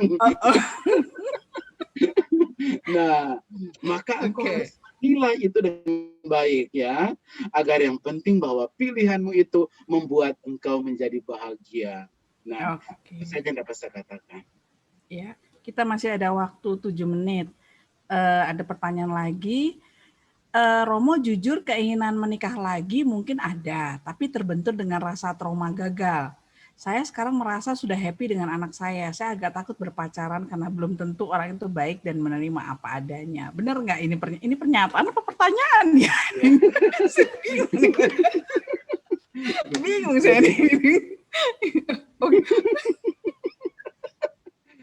Nah, jadi atau peneguhan, mungkin peneguhan tadi itu. Mau punya pacar takut gitu, takut nggak kudus gitu ya. Tapi ada butuh juga, itu susah tuh. Jadi ada sedikit trauma gitu kan. Tetapi engkau juga jangan terlalu membeli label ya, karena tidak mungkin semua orang tuh seperti yang lama gitu loh, yang sebelumnya ya. Sebenarnya pasti ya pribadi itu kan beda-beda gitu. Tapi yang penting bahwa engkau kan sudah punya pengalaman sebelumnya, jadi engkau harus cek secara baik ya, apakah orang ini cintanya itu memang sungguh baik atau tidak. Kenapa? Karena pada saat ini juga engkau juga sudah oke juga, yang engkau sudah bahagia, maka semuanya lalu kembalikan kepadamu untuk menentukan pilihan. Ya, menentukan pilihan yang baik ya. Oke, itu keahliannya Sis Fani sih. mesti cek and recheck, cek and recheck. Harus Apakah cek and check. itu perlu butuh pacar lagi nih, Jadi, bener apa seperti enggak misalnya gitu? ya, engkau harus Iya menjadi gitu Romo. setajam silet. Iya betul, tajam silet. Betul Romo. Oke, ada pertanyaan lagi kah? Oh, kayaknya seru nih. Yang lain komentarnya lucu-lucu nih Romo malah. Aduh, Iya. sudah lelah nih, kayaknya enakan single deh. Wah, aku nggak mau nikah lagi sini, kumpul di sini aja. Waduh. Amin. Tapi masih ada nih yang nanya. Itu masih ada, Romo punya stok duda nggak? Ada yang nanya juga. Mungkin Romo punya stok duda atau Brondong Ganteng yang dulu jadi tour leader kita, Romo, di ini Israel. Iya. Siapa itu? Ya, nanti kalau ada duda-duda yang mau, nanti saya bisa beritahu pada ketuanya, kepada Ibu Helen ya, kepada sis Helen bahwa ini loh ada stok-stoknya ada di gudang, mungkin bisa diparang, bisa take me out Indonesia. Oke. Masih ada 5 menit lagi, kita ada satu pertanyaan. Kalau punya pacar baik, tapi anak tidak setuju karena mantan masih belum married, gimana ya? Nah, gimana ini? Iya, mantan belum married ya. Ya tentu itu ya mau seperti apa gitu kan. Memang engkau harus melihat secara baik ya. Bicara baik-baik sama anakmu. Bagi saya sih yang terpenting yaitu bahwa bicara baik sama anak-anakmu karena dia harus mempunyai ayah sambung. Mempunyai sambung itu harus dia pahami, harus dia terima dengan baik gitu loh, supaya nanti dalam perjalanan dia itu bisa menerima itu dengan secara baik. Jadi bagi saya, apakah harus tunggu dia itu ya memang perceraian kamu kemarin seperti apa ya, bahwa engkau juga mau punya pasangan tentu baik ya, tetapi kalau memang engkau kemarin menikah secara dalam gereja Katolik, maka engkau juga jangan lupa untuk mengurus bagaimana yang pertama itu dibatalkan, dan demikian kalau engkau melanjutkan kedua juga orang yang kedua ini juga tidak menjadi orang yang ada di halte terus menunggu karena persoalan pertama belum beres. Nah, itu yang harus engkau lihat dulu gitu loh. Jadi itu mungkin diperkuat, ada pertanyaan dari Sis Betty juga. Emang masih boleh nikah lagi kalau pernikahan Katolik kan walaupun sudah bercerai secara negara Sipil. gitu, sipil gitu, apakah boleh menikah lagi gitu? Ya, betul. Jadi kalau tentu ladies semua tahu kan bahwa kalau sipil itu sudah menceraikan pasangan, tetapi gereja Katolik itu belum. Namun ladies, yaitu bahwa gereja Katolik juga tentu melihat bahwa dia tidak bisa membiarkan anaknya juga sendirian begitu, sendirian terus kan. Maka juga ada bagian pengadilan gereja yang dapat mengurus tidak mengurus perceraian, tetapi memisahkan pasangan yang mungkin dari awal itu mereka kelihatan kurang cocok, atau ada masalah, atau mungkin masalah beratnya seperti apa. Tentu pengadilan tadi yang melihat ya ladies ya. Tetapi situasi pada saat ini yaitu bahwa ketika ada satu perkawinan yang mau dilanjutkan, maka perkawinan yang pertama itu harus dibereskan dulu. Dan gereja juga saat ini juga tidak mau bahwa anaknya tetap dalam keadaan seperti itu, tapi mungkin ada jalan. Tentu per kasus ya dilihat ya, ada kasus yang bisa diselesaikan, ada yang memang itu memang tidak bisa diselesaikan karena memang tergantung masalahnya itu berat atau tidak. Oke, kita masih ada waktu. Ini ada Ibu Ketua kita, Sis Helena Rahayu, silahkan mau bertanya. Ya, silakan. Selamat sore Romo, terima kasih untuk sebutan nama yang baru. Saya Helen. Ya Helen. Suruh nyanyi, suruh pimpin nyanyi lagi Romo. Romo, terima kasih sekali untuk renungan hari ini ya. Saya ingin bertanya, di salah satu slide Romo, itu ada cara mengusahakan kekudusan. Mungkin ini juga bisa menjadi pandangan nanti bagi beberapa tim kami. Di nomor 4 itu Romo katakan antara lain itu cara berpikir yang diilhami atau diterangi oleh Roh Kudus. Iya, sehingga tidak jatuh dalam ajaran dan praktek yang sesat. Mungkin iya. Romo bisa menerangkan lebih jelas dengan contoh mungkin Romo. Iya, tentu Terima apa yang saya katakan ini itu berkaitan dengan dua hal yang tadi Paus katakan, yaitu pengaruh gnosisisme dan juga pengaruh pelagianisme. Yaitu yang pertama yang mengatakan, yaitu bahwa yang penting yaitu tidak perlu perbuatan baik itu nggak penting. Yang penting bahwa kita itu ya mempunyai pikiran yang baik, tahu banyak tentang Tuhan, itu yang terpenting. Lalu yang pelagianisme mengatakan yaitu bahwa yang penting di sana yaitu bahwa saya bisa melakukan perbuatan-perbuatan baik, tetapi saya nggak terlalu butuh Tuhan dalam kehidupan kita. Itulah aliran-aliran yang membawa kita kepada kesesatan. Oleh karena itu, tadi saya mengatakan itu dengan mau menunjukkan kepada ibu-ibu semua, single mom semua, yaitu bahwa betapalah penting kalau kita mengisi diri kita, mengisi hidup kita itu dengan Roh Kudus, maka kita akan menjadi orang yang bergantung pada Tuhan, kita berserah kepada Tuhan, dan juga mewujudkan ajaran Tuhan itu dalam kehidupan kita sehari-hari. Karena rahmat Tuhan juga tetap kita butuhkan. Dan saya bisa melakukan perbuatan yang baik. Semuanya itu karena rahmat Tuhan. Ya. Ya, terima kasih Romo Tueng. Ya. Satu lagi boleh ya Mbak Wit ya? Boleh, oke. Karena tema kita ini kan kekudusan, dan kekudusan ini kadang-kadang tadi abstrak juga ya, orang jadi lebay menurut Romo gitu. Sedangkan kita memang kepengen di komunitas Yana ini kekudusan itu menjadi lifestyle, menjadi gaya hidup tadi yang Romo katakan. Nah, Romo Tueng mungkin bisa dengan satu kata mengatakan setelah kita selesai ini, nomor satu apa sih yang kita prioritaskan harus kita lakukan? Karena saya belajar juga, pasti Romo juga setuju, gaya hidup itu kan perlu dilatih supaya kita terbiasa. Nah, mungkin bisa satu kata Romo katakan supaya kita benar-benar konkret setelah ini, what next, seperti itu. Terima kasih. Berilah perhatian kepada orang lain. Ya. Jadi kita menjadi kudus itu dengan cara yang yaitu bahwa kita jadilah dirimu sendiri dan berilah perhatian itu kepada orang lain. Itu yang penting. Jadi engkau kudus, jadi dirimu sendiri. Lalu setelah engkau jadi dirimu sendiri, lalu berilah perhatian itu kepada sesama yang membutuhkan kasih dan pelayanan. Itu yang dapat saya katakan.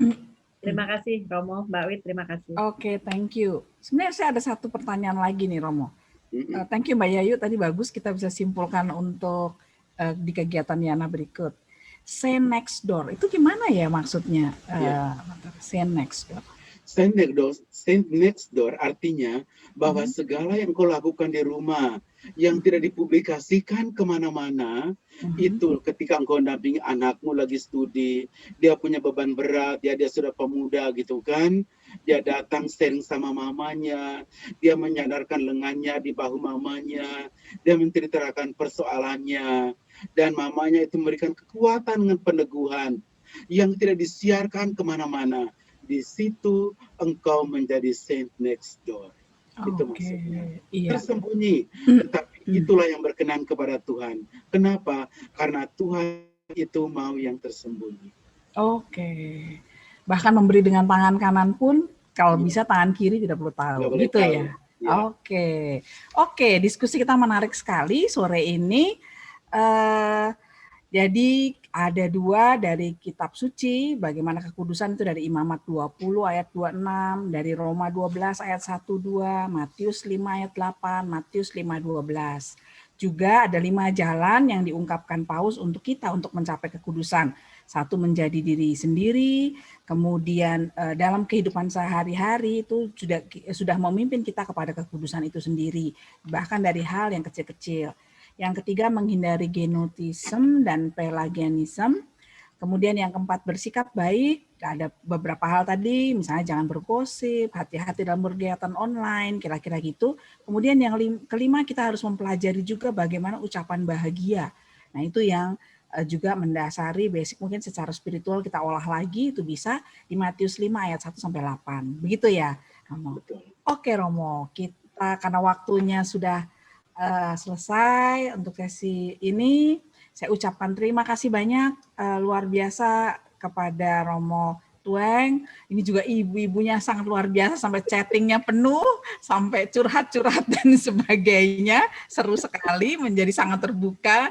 Next time kita mesti retret sama Romo Tueng kayaknya Mbak Yayu, ini masuk di agenda ya, biar seru banget, atau jalan-jalan sama Romo Tueng ke Larantuka ya. Oke. Baik, terima kasih Romo. Kita akan masuk ke sesi berikutnya, yaitu doa persembahan dan lagu persembahan. Oke, nanti berikut kita akan minta doa penutup dan berkat dari Romo untuk kita semua yang ada di sini dan keluarga Yana. Terima kasih. Mari kita masuk ke dalam persembahan. Mari kita bersatu dalam doa. Demi nama Bapa dan Putra dan Roh Kudus. Amin. Puji dan syukur Tuhan kalau pada siang hari ini kami boleh mendapatkan berkat yang luar biasa. Kuatan dari Romo, hamba-Nya terkasih Romo Laurentius Tuhan. Kami sudah belajar bagaimana menjaga kekudusan sebagai single mom, menjadikan kekudusan sebagai gaya hidup kami. Kami mau jadi pribadi yang lebih baik, tetap menjadi berkat dimanapun Tuhan tempatkan. Tuhan berkati Romo Tueng dengan kesehatan yang baik, pelayanannya, dia tetap menjadi berkat dimanapun. Kini tiba saatnya Tuhan, kami mau memberikan persembahan. Kami mau memberikan yang terbaik sebagai persembahan kami. Kiranya kami dapat memberi dengan sukacita dan persembahan kami menjadi dupa yang harum untuk memperluas pelayanan kami melalui komunitas ini. Doa ini kami haturkan dengan perantaraan Putra-Mu yang terkasih, Tuhan kami Yesus Kristus. Amin. Demi nama Bapa dan Putra dan Roh Kudus. Amin. Sambil mengiringi persembahan, kita mau nyanyikan lagu yang terutama dalam hidup ini. Biarlah kita boleh terus menyenangkan hati Tuhan, dekat dengan Yesus, meninggikan Dia sampai selama-lamanya. Yang terutama di dalam hidup ini, meninggikan nama Yesus. Yang terutama di dalam hidup ini, memuliakan namanya. Haleluya, haleluya, saya mau cinta Yesus. Haleluya, haleluya, saya mau cinta Yesus. Haleluya, haleluya, haleluya, saya mau cinta Yesus. Haleluya, haleluya, saya mau cinta Yesus. Saya mau cinta, saya mau cinta Yesus. Oke, baik, acara semua sudah selesai, sehingga kita bisa tutup acara ini dengan mohon Romo untuk memberikan doa dan juga berkat kepada kita semua. Silakan Romo. Dari tempat ini saya mengucapkan terima kasih kepada single mom semua yang telah mengikuti pertemuan ini. Terima kasih untuk semua kebersamaan kita, acara kita pada sore hari ini. Ini adalah pengalaman saya yang pertama kali untuk ada bersama komunitas ini. Saya minta maaf kalau ada kekurangan dalam penyampaian saya. Ya, semoga ke depan ya bisa diperbaiki untuk menjadi lebih baik lagi. Tuhan memberkati kita semua, dan sebelumnya marilah kita menerima berkat Tuhan. Bapa yang Maha Kasih, kami mengucap terima kasih untuk kebersamaan kami pada sore hari ini. Kami mohon berkat-Mu untuk single mom. Berkatilah mereka Tuhan, agar seluruh kehidupan mereka senantiasa mendapat berkat yang melimpah daripada-Mu. Jauhkan mereka Tuhan dari beban-beban yang mengganggu mereka di dalam pelayanan mereka. Tetapi Engkau berkati agar semua yang mereka kerjakan selalu mendapat curahan rahmat yang melimpah daripada-Mu. Kuatkan mereka Tuhan ketika ada keletihan-keletihan yang mereka alami dalam pekerjaan mereka, keluarga mereka. Teguhkanlah mereka, utuslah Roh Kudus-Mu untuk menjadi kekuatan yang mendampingi mereka semua. Di tengah wabah pandemi ini, lindungilah mereka semua, agar mereka semua dijauhkan dari wabah ini, dan mereka semua selalu sehat walafiat. Dan semoga mereka mencontohi Bunda Maria, yang selalu menyimpan semua perkara dalam hatinya, dan merenungkannya.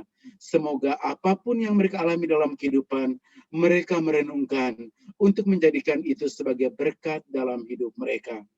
Maka dengan penumpangan tangan kami ini, kami mohon kepadamu ya Tuhan, palingkan wajah-Mu dari sorga, dan berkatilah ibu-ibu, berkatilah single mom yang hadir pada saat ini. Dampingilah hidup mereka, keluarga mereka, anak-anak mereka, rencana mereka. Limpahkanlah berkat untuk hidup mereka. Dalam nama Bapa dan Putra dan Roh Kudus. Amin.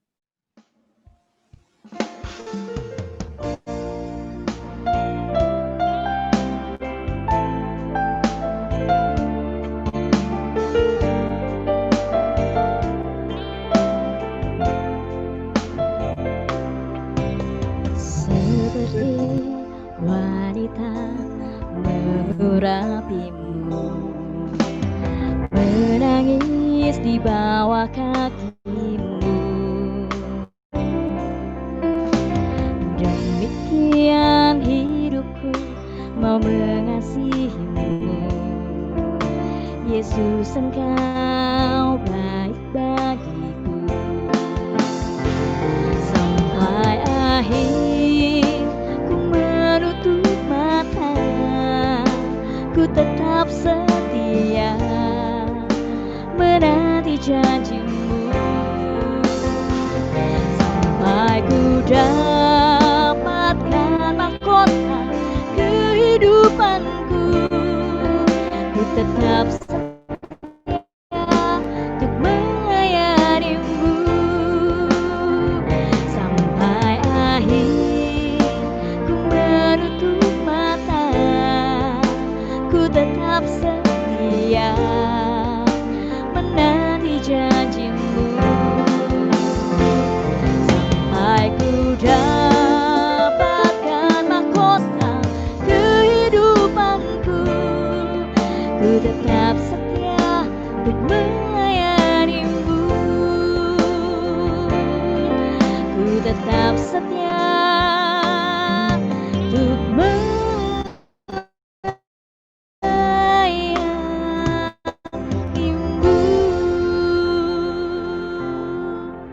Terima kasih, Tuhan memberkati. Sista para single mom Katolik, juga para pemerhati keluarga single mom Katolik. Bapak, Ibu, saudara-saudari terkasih dalam Kristus. Berakhir sudah perjumpaan kita hari ini. Jika Anda seorang single mom Katolik, ingat, you are not alone. Sista, follow Instagram dan Facebook kami untuk informasi terbaru tentang kegiatan komunitas Yana, atau email kami jika Sista ingin bergabung. Jangan lupa untuk like, komen, dan subscribe channel YouTube Komunitas Yana ini. Dan jangan lupa juga tekan tombol lonceng supaya tidak ketinggalan dengan video-video terbaru kami. Terima kasih atas kebersamaan kita hari ini. Tuhan memberkati. Sampai jumpa.